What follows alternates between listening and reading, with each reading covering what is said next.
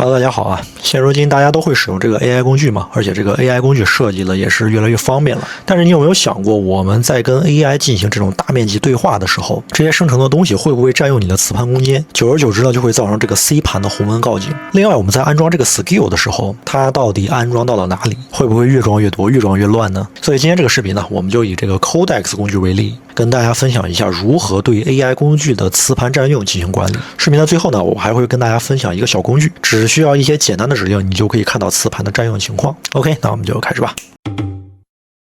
OK， 那我们先来聊第一个话题啊，就是这个 AI 在哪里？我们平时安这个 AI 工具的话呢，都是非常简单哈，就是下载完了之后呢，把这个安装包双击，然后一路默认安装就可以了。那么问题来了，它到底安装在了哪里呢？我们在开始菜单这里呢，能找到一些图标，但不可能说我们安装完了之后就这一个图标吧，这是不可能的。所以说它到底安装在哪里了呢？那么再换一个问题哈，就假如说我们想把这个工具卸载掉，我们怎么办？好像它这也没有卸载的入口是吧？那么这里呢，我就跟大家分享一下哈，比方说我们想找这个 ChatGPT 的安装路径，我们就点击这里的右键，点击这个任务管理器。在这里呢，我们可以找到这个 ChatGPT 啊，这个任务。点击这里打开之后呢，我们就对这里边的这个专业名词叫进程啊，对这个进程点右键，然后点这个打开所在位置。这个时候我们打开的这个文件夹呢，它就是我们 ChatGPT 的安装路径。那在这个文件夹下呢，其实有一个特别荒唐的事情啊，就是我们去点击它的时候，你会发现我们没有权限去操作它，我们只能远远的看着这个文件夹。这个事情确实也很荒唐，就是这个 AI 这个工具啊，它可以操作我们的电脑，可以增删改查我们电脑上的各种文件，但是我们不能改动它，这是不是有点那个倒反天罡的意味？那么接下来问题来了，假如说我们不想用这个 ChatGPT 了，我们不想用它了，我们要把它删掉怎么办？怎么把它卸载？难道我们这样全选，然后这样删除吗？这个是不行的，肯定不行的，因为我们没有权限嘛，删不了它，那要怎么办呢？那么在这里呢，有一个方法就是这样子，我们打开这个开始菜单，然后找到你想卸载的这个 AI 工具，然后我们对它点击右键，然后这里有一个卸载嘛，然后点击之后就可以把它卸载掉了。OK， 那么我们刚才说的呢是这种可视化的这种工具啊。那假如说我们遇到像这个 Cloud Code 呀，还有像这个 Kimi Code 啊这样的终端命令行的这样的工具，那么我们要怎么找到它的安装路径呢？同样，我们还是打开这个任务管理器啊，然后在这边就找这个名字，然后你看这个 Cloud Code 嘛，是吧？然后我们点右键，然后就打开它所在的位置。可以看到它这个在这个 bin 目录 bin 这个目录，然后我们就能找到它这个 Cloud Code 它的安装路径了。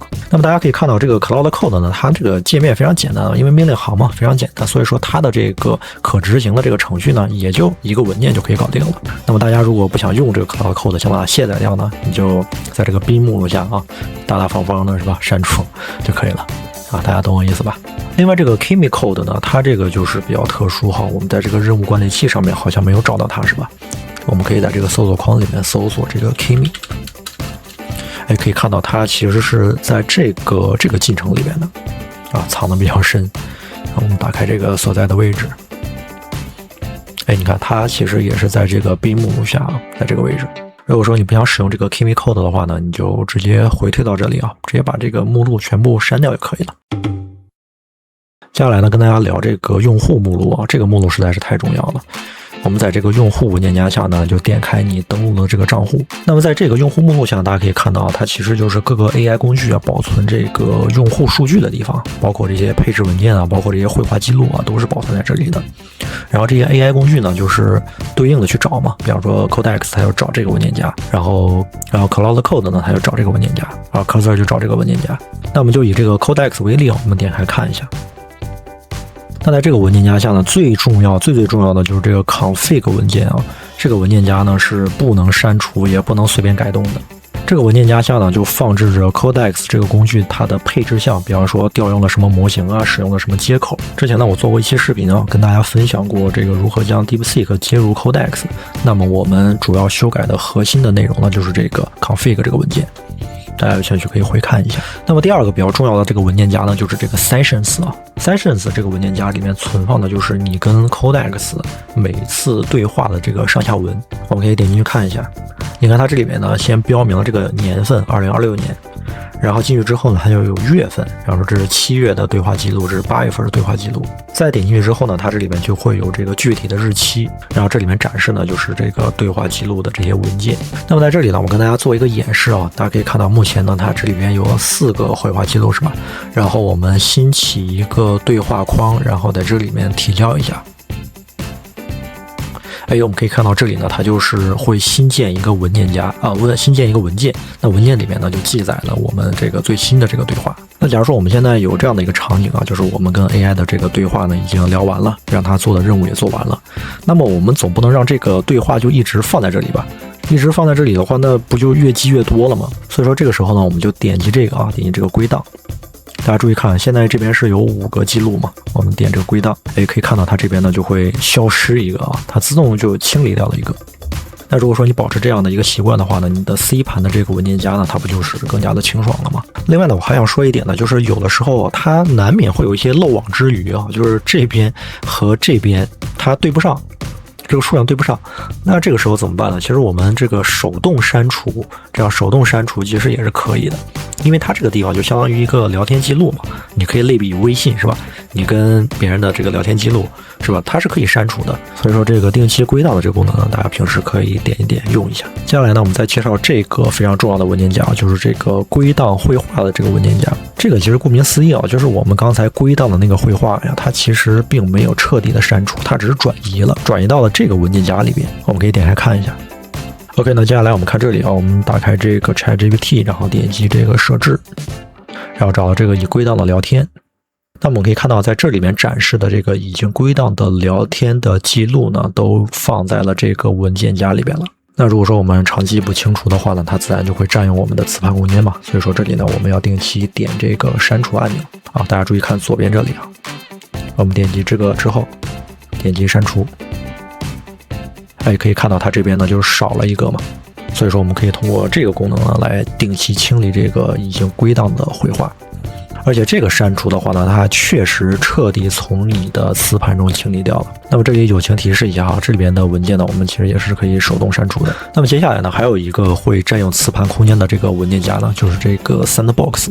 在这里边呢，它有一个后缀为 log 的这个文件啊，这些文件呢就是日志文件。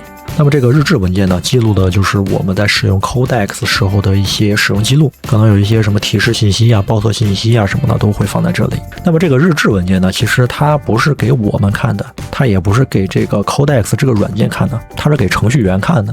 那假如说我们在使用 Codex 时候出现了报错啊，出现了崩溃，出现了 bug， 那么它往往呢会有这样的一个提交的窗口，然后我们会把这个日志记录呢提交过去，上报给这个软件的开发者，他们会对这个日志信息呢进行分析处理，然后找到 bug。所以说这个文件呢对于我们来说是不重要的，我们可以这样手动给它删除掉啊，它是不会影响我们的软件的使用的。接下来呢，我们重点讲一下这个 skill 啊。我们可以看到这个 skill 呢，它其实也是会占用我们的磁盘空间的。因此呢，我们需要讲一下如何对它进行项目管理，以及如何把它彻底的清除掉。其实这里呢，可能有很多小伙伴都不太清楚啊，它这个安装方式不同，那它对应的卸载方式呢就不同。那第一种方式呢，我们可以借助这个 AI 直接让它帮我们进行安装。这里呢，我让它安装这个 PPT skill， 我们点击这个提交。OK， 那么稍等片刻之后呢，它这边就安装完了哈。我们可以在这个 Skills 目录下呢，看到这个 PPT 的这个插件呢已经是安装好了。接下来呢，我们点击侧边栏的这个插件，然后点击这个技能，我们可以看到这个 PPT 这个插件呢也已经展示在了这里。那假如说我们现在体验完了之后呢，觉得这个 PPT 的这个 Skill 啊感觉不是太好，不太好用，我们想把它卸载掉，怎么做呢？我们就点击这个 Skill， 点击它，然后点击这个卸载。大家注意看一下左侧这里的这个文件夹啊，我们点击卸载之后，也可以看到这个文件夹呢它也是消失了，然后这边展示的这个已安装的 skill 这里边呢它也没有了。那么这种通过这个 AI 来进行安装这个方式呢，其实是比较简单省事儿的，不管是安装还是卸载来说都是比较省事儿的。但它有一个缺点，就是这个额度啊，它是会消耗你的 AI 的使用额度的。那么我们还有一种安装方式呢，就是通过这个命令行来安装。我们打开这个终端，然后把这个命令呢输进去。同样还是安装这个 PPT 的这个 skill， 然后这个杠 G 呢就是安装到我们这个操作系统里面啊，全局安装，大家都可以用，所有的 AI agent 都可以用。当我们看到这个标识呢，就表示已经安装完了。这个时候我们看这个 Skill 这个页面下呢，这个 PPT 它又出来了啊，因为我们已经安装成功了。但是有一个特别诡异的事情，就是我们的这个 Codex 的 Skill 目录里面呢，它其实没有那个 PPT 的那个文件夹。哎，这个是不是很奇怪呢？就是我们在这个 Skill 里面，它明明是有这个已经安装成功了，但是为什么 Codex 这个 Skill 是没有的呢？这个其实也很好解释啊，就是因为我们刚才安装的呢是这个全局安装，就是所有的 AI 工具呢都可以用这个 Skill。那么它是安装在了哪里呢？我们还是回到这个用户目录，然后找这个 Agent 啊 AI 这个 Agent， 然后这个 Skills。哎，在这里呢，我们就可以看到我们刚才通过那个指令安装的这个 PPT 的 Skill。那这个时候呢，又会引发一个新的问题啊，就是我们在这里想要去删除它啊，想要去卸载它，让我们点击这个卸载，你会发现它卸载不掉，为什么呢？主要就是因为还是刚才那个原因嘛，它是全局安装的，所有的 AI agent 都会用。那你 Codex 这边你单方面去卸载它，那其他的 AI 工具不就用不了了吗？所以说这种方式是不行的。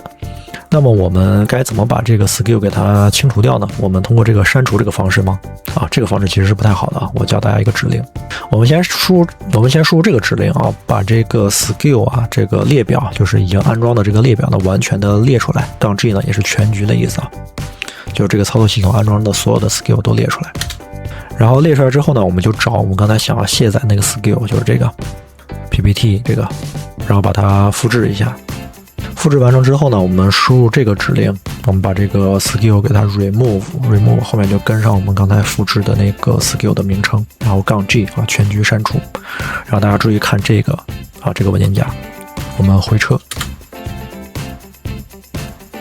然后点击 yes， 可以看到那个 PPT 那个文件夹就没有了嘛。然后我们再回到这个 Codex 的这个 skill 目录里面，其实也可以看到它已经消失了这就表示我们这个 skill 的卸载呢是成功的。所以呢，通过上面介绍的2个卸载方式呢，你就可以让你的 skill 目录呢更加的清爽，更加的简洁。那接下来我们来介绍一下这个插件的项目管理啊。那这个插件的话呢，是 AI 生态里面非常重要的一个环节，它的功能呢，其实比这个 skill 是要更加强大的。如果说这个 skill 呢，它是一套 AI 的行为准则的话，那么这个插件呢，它就是一个完整的功能模块。比方说这个谷歌浏览器的这个插件啊，比方说我们想要使用它的话呢，就要点击这个安装。那么安装完成之后呢，它会放在哪个目录呢？我们回到这个 Codex 这里啊，然后找到这个 plugin 就是插件的意思嘛。点进去发现好像没有这个时候我们要点这个 Cache， 点进去之后发现还是没有，这个时候我们要点这个 Bundle。OK， 那这个时候呢，我们就找到它了，就是这个 Chrome 这个插件。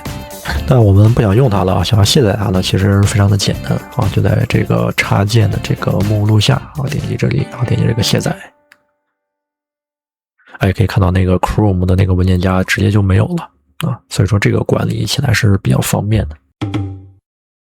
那么最后的话呢，跟大家分享一个非常好用的磁盘分析工具就是这个 DAS 的这个工具。如果说你想安装它的话呢，就输入这个指令去安装它，一键就可以安装成功。那么我们怎么使用它呢？假如说我们想看一下这个用户目录里边哪个文件夹占用的空间最大，我们呢就点击右键，然后打开这个终端。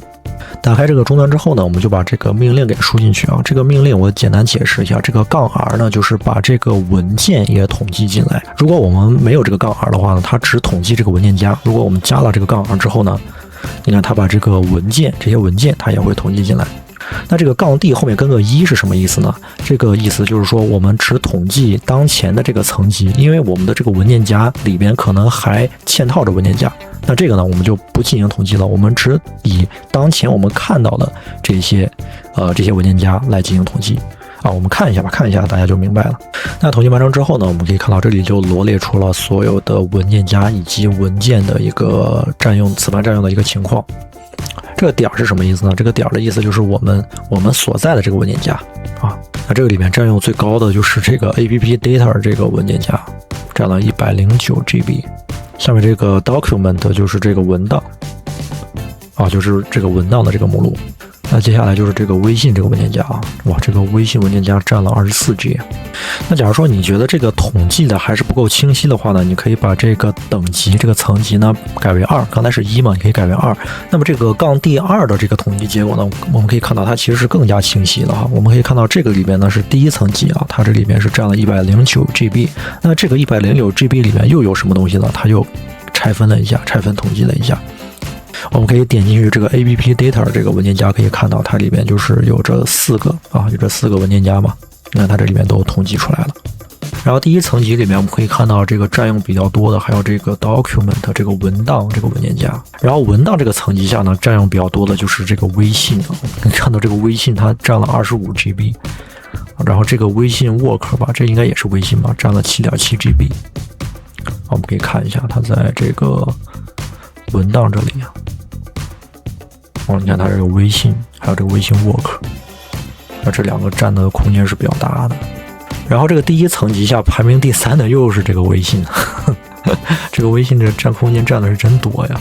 那分享这个DAS这个工具的目的呢，就是希望大家能够可以自己看一下吧。就是如果说你的这个 C 盘它红温了哈，这个磁盘占有率比较高，你就可以用这个工具来统计一下到底是哪个文件夹在作祟，然后对其进行清理就可以了。那视频的最后呢，我还想补充一点哈，就是我们平时比方说卸载这个软件的话啊，比方说点击这里想卸载这个 ChatGPT， 那它在这里呢其实是不会给你卸载这个用户目录的啊，就是这个用户目录下的这个 Codex。所以说如果你想彻底的卸载清理这些工具的话呢，你就需要手动去把这个用户目录给它删掉啊，这样清理的会更加彻底一些。OK， 以上就是本期分享，希望这期视频呢能对您有所帮助，也希望您能点个免费的赞，点个免费的关注，支持一下。您的支持呢是本频道更新的最大动力。这里是 IT 技术频道，我们下期再见。